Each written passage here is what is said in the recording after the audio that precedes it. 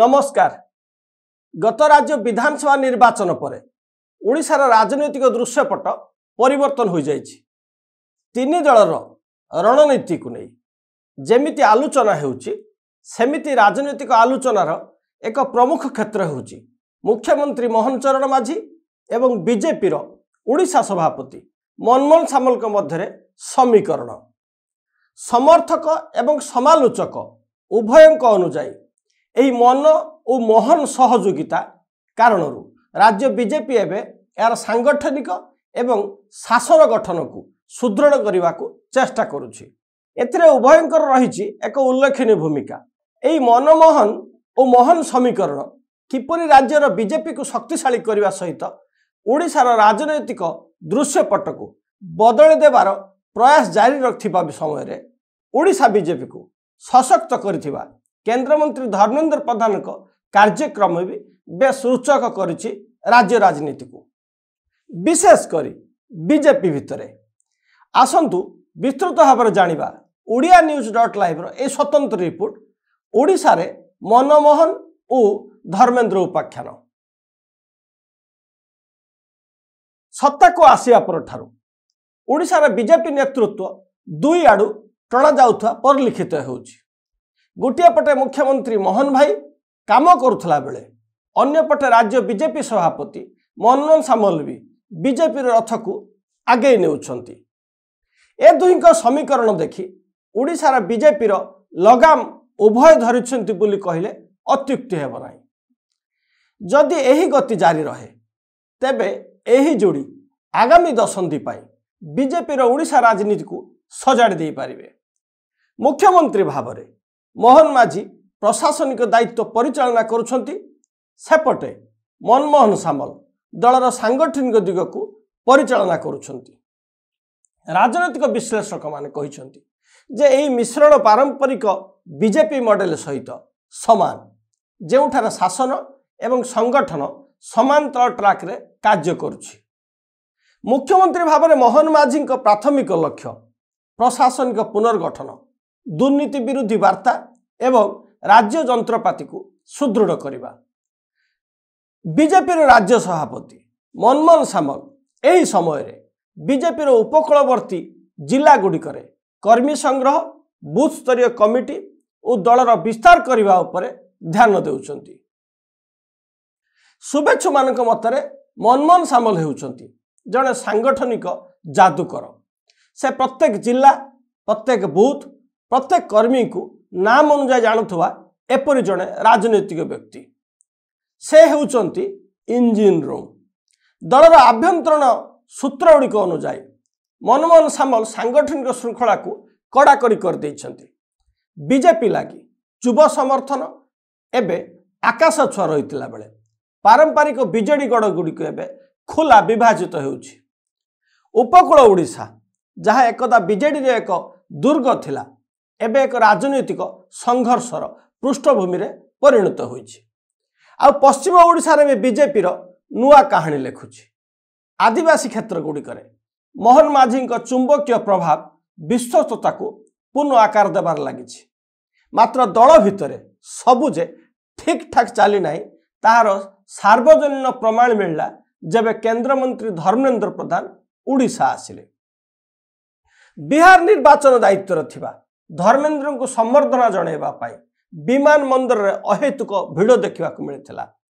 अनेक नेता भी जाइथिले किंतु अनेक भी जाई नथिले एवं किछि नेता मंत्री निज पोस्टर मारिथिला बेले किछि संपूर्ण लुचि जाइथिले।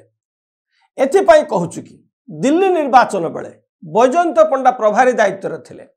दिल्ली रु फेरिबा परे सफलता पाई बैजयंत को पार्टी ऑफिस रे संबर्धना दिया जाइथिला। मात्र धर्मेंद्र को कहीं नुहे यह बड़ प्रश्न सृष्टि कला ओडिशा राजनीति। श्रीजुक्त प्रधान जगन्नाथ दर्शन पाई पुरी गले निजर प्रशंसक माने बेस आवेगर सहित सम्मान जणाइले। मात्र जो माने गले नाही तांको कौन कहिबे। पिपिली विधायक आश्रित पट्टनायक, महांगार स्वाधीन विधायक बुलू प्रधान प्रमुख प्रधान को अनुगत माने मुकु भाई को पाई जो शक्ति प्रदर्शन कले ता कौन बोली कहिबे। बिहार पाई संबर्धना ना बिहार केवल एक बहाना थिला। ओडिशा रे मुकु भाई को यह थिला एक शक्ति प्रदर्शन एथि पई कहूछु कि मोहन भाई मुख्यमंत्री हेबा परठु किछि दिन ठीक ठाक थिला। मनमोहन सामल राज्य सभापति हेबा परठु आस्ते आस्ते बदली गला ओडिशा राजनीतिर बीजेपी समीकरण। किछि मास धरी मुकु भाई ओडिशा रे एक घरकिया होई पड़थिले। एक कथा को स्वीकार करने को पड़िबो आज भी दलर विधायक मध्यरु अर्धाधिक श्रीजुक्त धर्मेंद्र प्रधान सपक्षवादी जहाँ भी हो कोण ठेसा होइथिया मुकु भाई किंतु मौका खोजुथिले। बिहार निर्वाचन सफलता को आयुध करी ओडिशा रे कले शक्ति प्रदर्शन। शुणा जाए कि जदिओ कैबिनेट केतेबेले डाकिबे ता मुख्यमंत्री को निजस्व कथा किंतु चाहिथिले मुकु भाई को ओडिशा आसीबा समय रे रखी पारि न थांते मुख्यमंत्री कैबिनेट बैठक।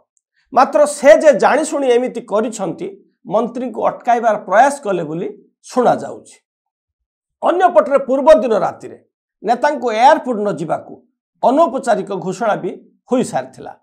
एणु अनेक भी गले नाही। किछि हाथ गणती मंत्री छवि सहित मुकु भाई छवि थिबा पोस्टर और होर्डिंग देखा मिलला। ता मध्यरे थिले मंत्री कृष्णचंद्र महापात्र।